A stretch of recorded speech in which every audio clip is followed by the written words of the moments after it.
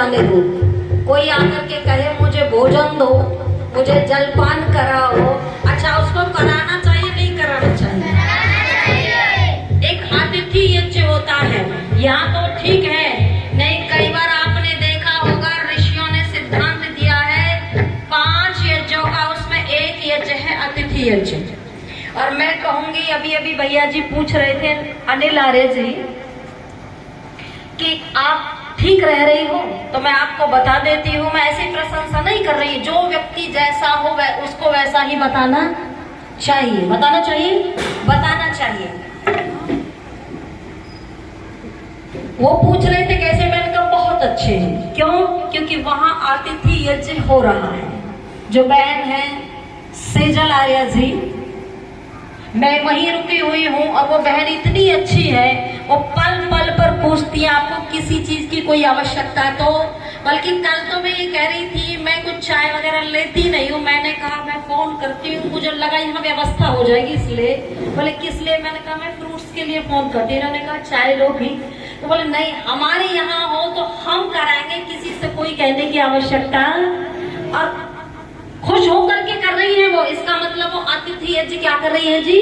अतिथि यज्ञ कर रही है। और कई बार तो माथा फोड़ लेती है, फोड़ लेती कि नहीं फोड़ लेती है, गुस्सा आता है।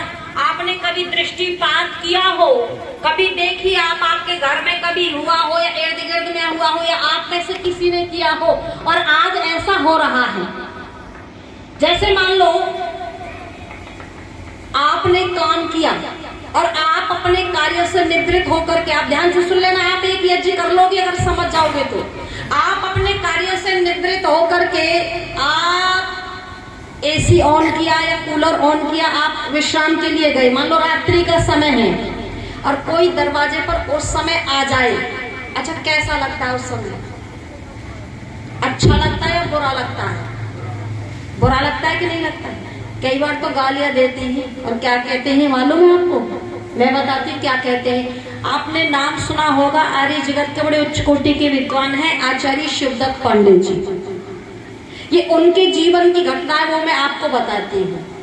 आचार्य जी कहते हैं हम एक बार अलीगढ़ की तरफ उधर कार्यक्रम था, तो अलीगढ़ में एक यजमान थे, वो कहते थे आचार्य जी कभी आपका आना हो तो हमारे यहाँ आना। आचार्य जी का उस समय वहां कार्यक्रम था, आचार्य जी ने सोचा चलो यजमान के यहाँ चलते, कल हमारी ट्रेन है। जाकर के आचार्य जी ने दरवाजा खटखटाया तो घर की मालकिन ने दरवाजा कैसे खोला आपको पता है? मैं बताती हूँ, और आज ज्यादा ऐसा ही करती हैं। घर की मालकिन ने दरवाजा खोला, बोले इस समय कौन मरा? आचार्य जी ने कहा इस समय हनी मरे। आचार्य जी बता रहे थे अगले दिन तक वो महिला नजर नहीं आई। हमारे दरवाजे पर कौन कैसा व्यक्ति आ जाए, कभी ऐसा कहकर के दरवाजा मत खोलना। आपको लग रहा होगा बहन जी ये थक जाती है, मन में आ रहा होगा, कई बार माताएं कहती है जी बहुत थक जाते हैं हम, ये थकती नहीं है, झूठ बोलती है। आपको लगेगा कैसे, मैं बताती हूँ भी आपको, ये बिल्कुल झूठ बोलती है, ये बिल्कुल भी थकती नहीं है। कैसे? मान लो जैसे मैंने अभी बताया, अपने कार्य से निवृत्त होकर के ये अपने बिस्तर पर जाती है, विश्राम के लिए जाती है रात्रि के समय, ध्यान देना। और रात्रि के समय जैसे ही दरवाजे पर एक आवाज आती है और दरवाजा खोला जाता है, सामने आता बच्चों का फूफा। कौन आया जी? बच्चों का। कैसा दिमाग होगा? चार उठाएगी, धरेगी और गाली देगी, अपने पति को भी सुनाएगी, यही समय मिला था। अरे कम से कम बता करके आता है, सूचना दे करके आता, भला आदमी ऐसे चला आया, दिमाग खराब हो गया उसका। अब आप कहोगे नहीं वो थकी हुई थी, अभी सुनना। अगली बार फिर ऐसा ही हुआ, फिर दरवाजे पर एक आवाज आई, फिर दरवाजा खटखटाया, दरवाजा खोला देवी ने, अब के निकला बच्चों का मामा।